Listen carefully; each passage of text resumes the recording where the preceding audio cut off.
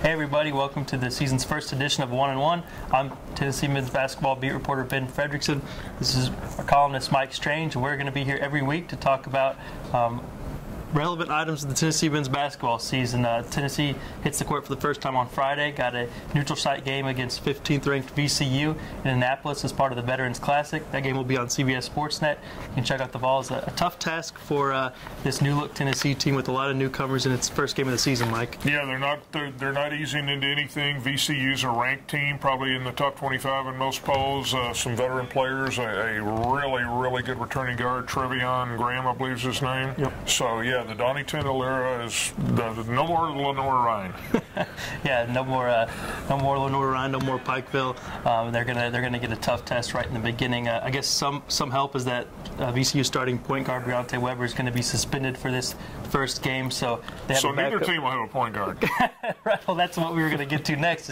Tennessee does not have a true point guard. We've heard about it all season. This is they're playing against a VCU team that will make things hard on even good point guards. How does their style of play? How could it make things troublesome for a Tennessee team that doesn't have somebody who's a true ball handler?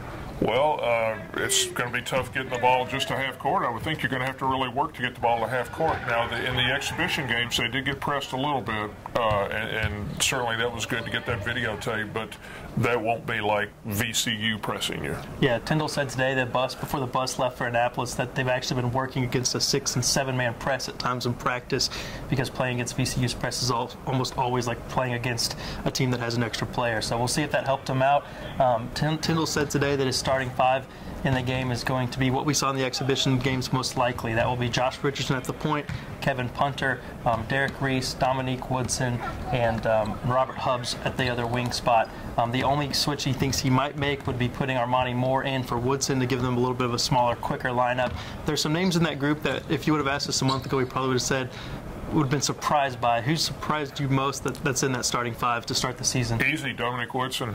I never believed this, but Tyndall was saying he was going to redshirt him if he didn't lose enough weight. I didn't believe that, but I also didn't think he'd be starting in the exhibitions or opening night. I think Derek Reese is another guy that after having a slow summer, was slowed a little bit by injury, has really come on strong, and he when Armani Moore went down with a back injury, he kind of grabbed that starting spot, and to this point he hasn't given it up yet, so it'll be interesting to see if he holds on to that one as well. And it didn't sound like Donnie Tyndall was in love with Robert Hubbs for the first, kind of was critical of the way he defended and his stance and things like that. So there's three guys that we did not think would be in the starting lineup. I think the guy who was challenging Hubbs for the most minutes on the wing is Devin Balkman, and he's actually been set back. He's not even traveling with the team this week with a shoulder injury. So if he gets healthy, maybe he can push Hubbs. But as long as Hubbs continues to play well, I think he'll hold on to that spot.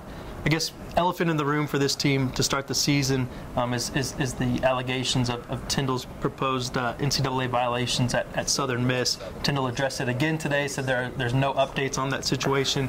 He can't talk about it much as the investigation is underway, but it kind of seems like that's the big issue that will hover over this team until there's some conclusion.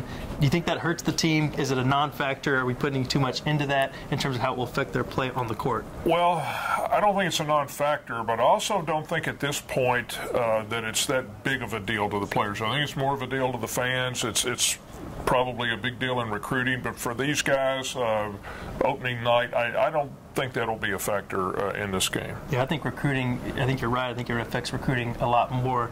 That coaching staff will have a lot of questions to answer as it goes on the road. It's already potentially lost one commit, Chris Clark, because of some of the ties to this stuff going on at Southern Miss. So I think it will have a bigger effect on that than the current team. And it can be a growing factor as the season goes along if there's more meat to the bones. Absolutely. That'll do it for us. You can follow all of our coverage at GoVolsXtra.com. We'll have the game covered from Annapolis, plenty of follow stories from there as well.